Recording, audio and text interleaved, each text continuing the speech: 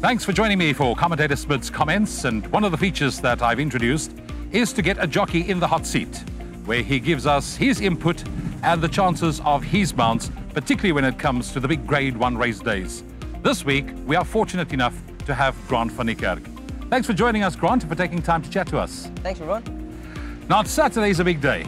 It's always a good pointer towards the Hollywood Bets Durban July, but having said that, as a jockey at the moment, must be a bit of a torrid time trying to travel from centre to centre, particularly with the way the flights are going. Oh yeah, it's been a mission for me really, because I haven't really been able to been up to Durban to work my rides really, because of the flight situation, and obviously Safi is taking advantage of the other flights being grounded and pushing their prices up as well. So yeah, financially it's not really. Obviously, it's not going to work out unless if I ride there on an often basis, but we're just doing the best we can, really. But Saturday will be there on time for the Hollywood Bets Gold Challenge run over 1,600 metres. And you are riding linebacker. You've certainly built up a very good relationship with him. And can I safely say that you can put a line through his last run? He was desperately in need of that if one particularly looks at that replay. Yeah, you can definitely put a line through his last run.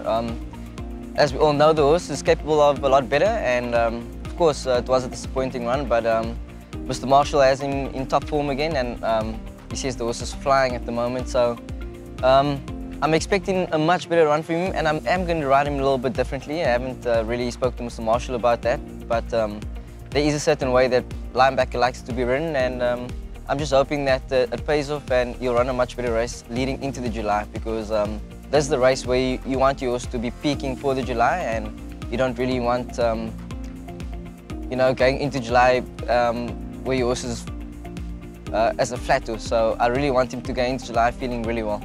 So what are you expecting from him, and who do you think the main dangers are in the race? I think it's a very competitive field. I'm expecting a big run from him. If he comes back to best form, he should be right there in the finish. My main dangers would be a horse like Jet Dog.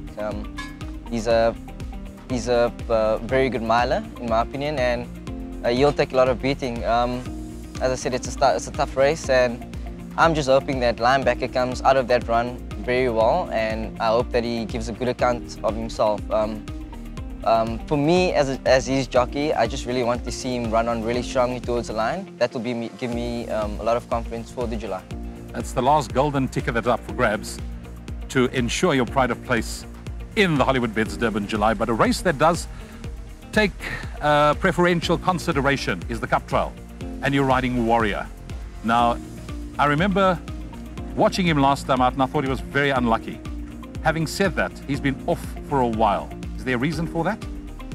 I'm not quite sure why he started his Durban campaign a little bit later than some of Justin's horses, but he's a very smart horse. He's given me really good feels. He should have won last time in Cape Town. I made a mistake on him, but hopefully I can make a good account for him on Saturday, and obviously I think he'll take a lot of beating. I think he's a smart horse, and if he does win that, he'll be a horse that you could follow for the July. Right, so that's certainly one we can make a note of. And then the last one I want to speak to you of the rides you've got on Saturday is Oscar's Winner. Now, she's got 2 wins under the belt. She goes into the Tibashina in very good form. It does look quite competitive. What do you think her chances are? She's always been a smart filly. Whether she'll, I think she'll be up to that competitive level. I think you know, Andre's done such an amazing job with her, because she, as you know the story about her, she had quite a freak accident, and where she is now and where she was back then, you'd never say that it's possible. So just hats off to Andre and his team. I think she's, well, I sat on her about a month ago, and she was doing really well. Callum's been working her back in Durban, and he's saying she's flying. I think one of the things that certainly stands out about her is that devastating turn of foot.